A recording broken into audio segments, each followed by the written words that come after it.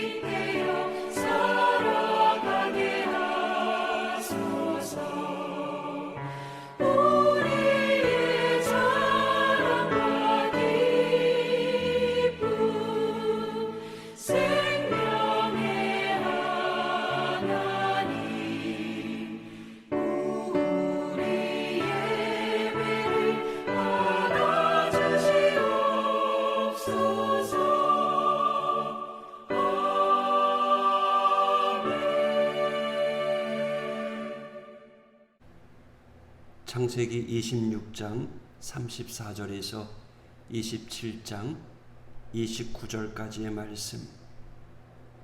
에서가 40세에 헷 족속 부에리의 딸 유딧과 헷 족속 엘론의 딸 바스맛을 아내로 맞이하였더니 그들이 이삭과 리브가의 마음에 근심이 되었더라.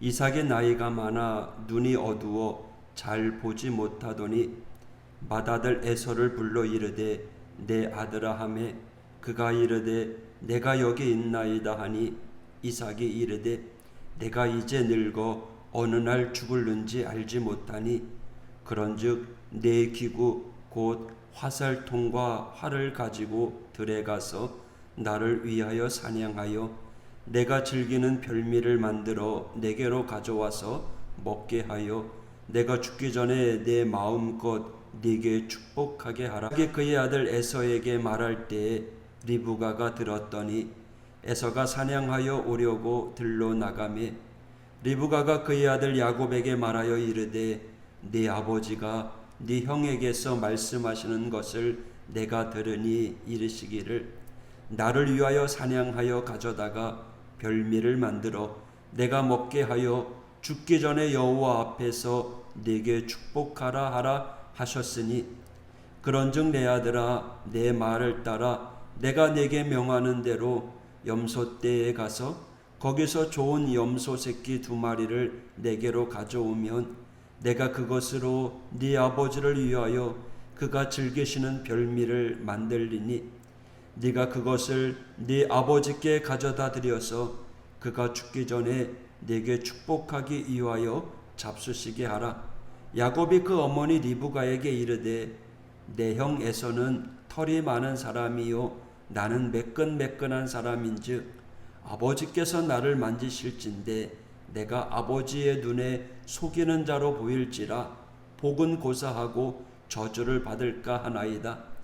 어머니가 그에게 이르되 내 아들아 너의 저주는 내게로 돌리리니 내 말만 따르고 가서 가져오라. 그가 가서 끌어다가 어머니에게로 가져왔더니 그의 어머니가 그의 아버지가 즐기는 별미를 만들었더라. 리브가가 집안 자기에게 있는 그의 맏아들 에서의 좋은 의복을 가져다가 그의 작은 아들 야곱에게 입히고 또 염소 새끼의 가죽을 그의 손과 목에 매끈매끈한 곳에 입히고 자기가 만든 별미와 떡을 자기 아들 야곱의 손에 주니 야곱이 아버지에게 나아가서 내 아버지여 하고 부르니 이르되 내가 여기 있노라. 내 아들아 네가 누구냐? 야곱이 아버지에게 대답하되 나는 아버지의 맏아들 에서로소이다. 아버지께서 내게 명하신 대로 내가 하였사오니 원하건대 일어나 앉아서 내가 사냥한 고기를 잡수시고 아버지 마음껏 내게 축복하소서. 이삭이 그의 아들에게 이르되 내 아들아 네가 어떻게 이같이 속히 잡았느냐? 그가 이르되 아버지의 하나님 여호와께서 나로 순조롭게 만나게 하셨음이니이다. 이삭이 야곱에게 이르되 내 아들아 가까이 오라. 과연 네가 내 아들 에서인지 아닌지 내가 너를 만져보려 하노라. 야곱이 그 아버지 이삭에게 가까이 가니 이삭이 만지며 이르되 음성은 야곱의 음성이나 손은 에서의 손이로다 하며 그의 손이 형 에서의 손과 같이 털이 있으므로 분별하지 못하고 축복하였더라. 이삭이 이르되 네가 참 내 아들 에서냐? 그가 대답하되 그러하니이다. 이삭이 이르되 내게로 가져오라. 내 아들이 사냥한 고기를 먹고 내 마음껏 네게 축복하리라. 야곱이 그에게로 가져가매 그가 먹고 또 포도주를 가져가매 그가 마시고 그의 아버지 이삭이 그에게 이르되 내 아들아 가까이 와서 내게 입맞추라. 그가 가까이 가서 그에게 입맞추니 아버지가 그의 옷에 향취를 맡고 그에게 축복하여 이르되 내 아들의 향취는 여호와께서 복주신 밭의 향취로다. 하나님은 하늘의 이슬과 땅의 기름짐이며 풍성한 곡식과 포도주를 내게 주시기를 원하노라. 만민이 너를 섬기고 열국이 네게 굴복하리니 네가 형제의 주가 되고 네 어머니의 아들들이 네게 굴복하며 너를 저주하는 자는 저주를 받고 너를 축복하는 자는 복을 받기를 원하노라. 아멘.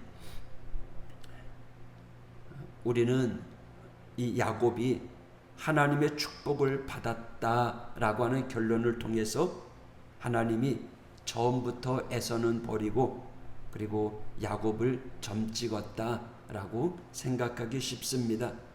그러나 이 믿음의 사람 이삭의 태도를 볼 때 그것이 꼭 하나님의 생각이라고 단정 짓기는 어렵습니다. 이삭은 단지 에서가 사냥한 고기 때문에 이성을 잃어버린 것이 아닙니다. 털복숭이 아들이 더 남자답게 생겨서 그 아들을 편애한 것도 아닙니다. 나름 에서가 장자였기 때문입니다. 그래서 에서가 어떤 행동을 하든 그는 장자이기 때문에 장자에게 축복하는 것이 하나님의 뜻이라고 생각한 것입니다. 한편으로 야곱의 어머니 리브가 영적인 촉이 더 좋다라고 말할 수 있습니다. 하지만 이 리브가도 하나님의 말씀을 자신의 입장에서 해석했고 그리고 축복의 개념을 남편과 의논하지도 않았습니다. 그리고 하나님의 때를 기다리지 아니하고 이게 옳지 못한 방법인 줄 알면서도 아들 야곱과 의기투합해서 잘못을 저질렀습니다. 이유야 어떻든 이 이삭과 리브가 두 부부는 서로가 각각 하나님의 뜻을 구하며 하나 되기보다는 자신의 믿음을 가지고 각각 자신의 길을 갔습니다. 그 길이 어떤 길입니까? 자식을 편애하는 길로 갔습니다. 결과가 어떻게 됐습니까? 큰아들 에서는 이방인과 결혼함으로 부모에게 근심이 되었습니다. 그리고 둘째 아들은요, 형 에서를 피해서 집을 떠나 멀리 도망시켜야 하는 웃지 못할 촌극이 벌어진 것입니다. 오늘 이 이삭 가정의 갈등의 이야기를 살펴보면서 이 가정에 왜 이런 갈등이 생겼고 잘못이 생겼을까? 두 쌍둥이 아들 야곱과 에서가 서로 불화를 누리며 곁길로 가게 만든 장본인이 누구인가? 바로 부모라는 거죠. 이삭과 리브가. 우리는 이 두 사람이 믿음을 가지고 부부로 하나가 되었지만 자식에게 좋지 못한 영향을 끼치고 있었다라는 거죠. 아버지 이삭은 아들 에서를 사랑했고 어머니 리브가는 야곱을 더 사랑했다는 거죠. 편애하는 모습이 이 가정에 그대로 나타났습니다. 그리고 자녀의 축복을 위해서 아버지는 에서에게, 장자인 에서에게, 어머니는 아니다, 야곱이 받아야 된다라고 하면서 이 가정에 갈등을 갖게 했다는 겁니다. 아무리 두 사람이 믿음이 좋고 믿음이 좋은 금실 좋은 부부라고 할지라도 가정은 하나의 공동체입니다. 뜻을 모아서 그 가정이 하나님이 기뻐하는 가정이 되어야 되는데 그 가정의 모습이 자기의 뜻을 내세우다 보니까 문제가 생긴 것입니다. 나 홀로 하는 믿음은 곁길로 가기 쉽습니다. 우리 주님께서도 교회라고 하는 공동체를 우리에게 허락해 주셨는데 이 교회 또한 제 멋대로 홀로의 신앙을 가져서는 안 되는 것입니다. 예수님으로 인해서 하나가 된 우리 믿음의 성도들이 정말 공동체로 모여서 영적인 공급을 받고 세상 가운데서 하나님의 자녀로 올바른 믿음으로 든든히 세워져 가야 될 필요가 있습니다. 뒤에서도 살펴보겠지만 이 창세기를 통해서 아브라함 한 사람의 신앙이 그 가정의 자녀들에게 신앙의 유산으로 물려지면서 나중에 한 부락을 이루고 민족을 이루고 한 나라의 공동체가 되기까지 그 확장되는 모습이 보여지고 있습니다. 그런데 아브라함의 믿음이 중간에 틀어지게 되는 거죠. 가정에 갈등이 생기면서 온전한 믿음이 되지 못하고 불화가 생기고 있는 것입니다. 하나님이 원하는 나라의 모습이 무엇일까요? 하나님은 이 땅에 하나님의 나라를 세우기를 원하고 계십니다. Kingdom of God, 하나님의 왕국. 그 하나님의 왕국은 예수 공동체입니다. 가정이 부모와 자녀가 하나가 되어서 하나님의 나라를 만들어가는 것, 이것이 하나님이 원하는 모습이라는 겁니다. 그런데 이삭의 가정은 문제가 생겼죠. 하나가 되지 못하고 뿔뿔이 헤어지는 그러한 결과를 초래하게 된 것입니다. 믿음의 공동체가 실패하면 모든 것이 연쇄적으로 실패합니다. 믿음의 부부가 실패하면 가정이 실패하고, 가정이 실패하면 자녀들이 실패하게 되는 것입니다. 교회도 마찬가지입니다. 교회가 가정과 사회의 중간 다리 역할을 하고 전초기지 역할을 해야 되는데, 믿음의 항공모함이 되어야 되는데, 영적 전투가 일어나는 적진에서 전쟁이 일어나는 것이 아니라 교회 안에서 전쟁이 일어난다면, 또 가정에서 부부 간에 자녀 간에 전쟁이 일어난다면 문제가 되는 거죠. 여러분, 우리는 하나님을 믿고 의지함으로 주의 사랑으로 하나가 되는 공동체를 만들기 위해서 노력해야 됩니다.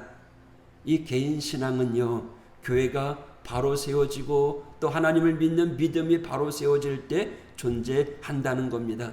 지금은 아브라함의 시대도 이삭의 시대도 아닙니다. 예수님을 통해서 이 땅에 하나님의 나라가 출범한 시대입니다.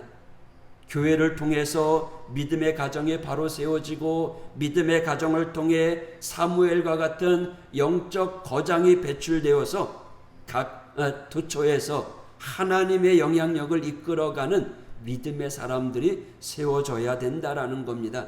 지금은 다시 교회를 세울 때입니다. 다시금 우리의 가정을 돌볼 때입니다.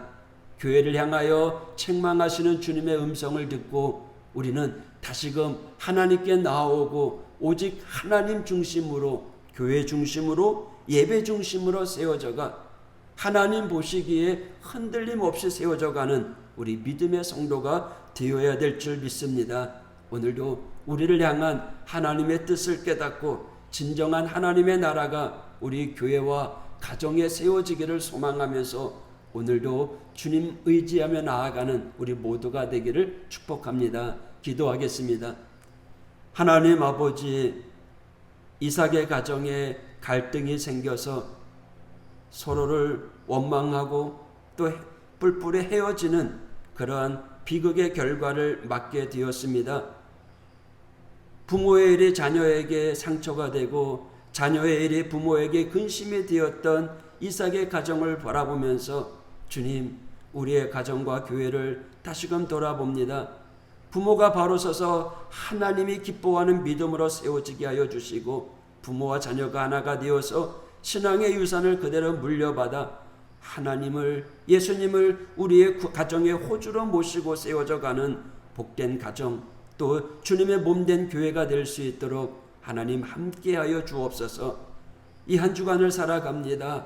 하나님 영육간에 강건하게 하여 주시고 주님이 주신 건강 가지고 더 열심히 하나님의 시선을 의식하며 살아가는 우리 믿음의 성도들 될 수 있도록 인도하여 주시옵소서. 삶 가운데 살아계신 하나님이 함께 하심으로 주어지는 간증의 역사들이 차고 넘칠 수 있도록 인도하여 주옵소서. 예수님 이름으로 간구하며 기도하였습니다. 아멘. 하나님은 너를 만드신 분, 너를 가장 많이 알고 계시며, 하나님은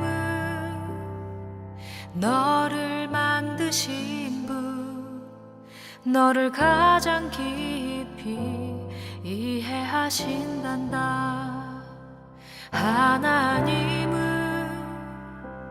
너를 지키시는 분, 너를 절대 포기하지 않으며, 하나님은 너를 지키시는 분, 너를 쉬지 않고 지켜보신단다.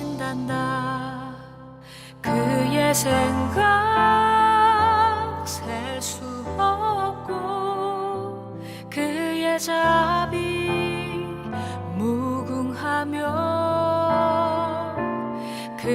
그의 성실 날마다 새롭고 그의 사랑 끝이 없단다.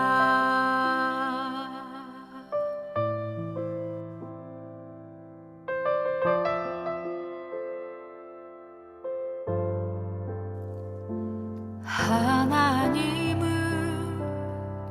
너를 원하시는 분, 이 세상 그 무엇 그 누구보다 하나님은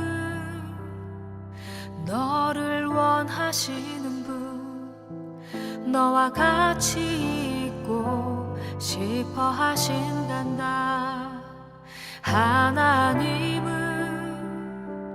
너를 인도하는 분, 광야에서도 폭풍 중에도 하나님은 너를 인도하는 분, 푸른 초장으로 인도하신단다. 그의 생각 셀 수 없고 그의 자비 무궁하며 그의 성실 날마다 새롭고 그의 사랑 끝이 없단다. 그의 생각 셀 수 없고 그의 자비 무궁하며 그의 성실 날마다 새롭고 그의 사랑 끝이 없단다. 그의 사랑 끝이 없단다.